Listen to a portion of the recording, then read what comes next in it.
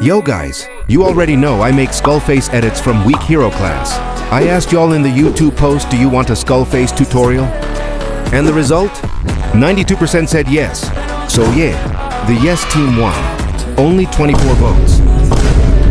But we move. Anyways, before we start, here's a quick preview of the edit.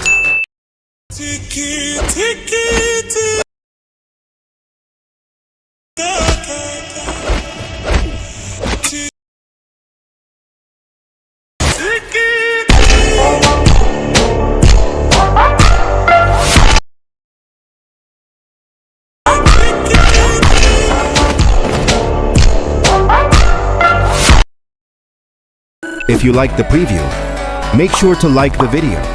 And if you're new here, subscribe. Alright, let's start the tutorial.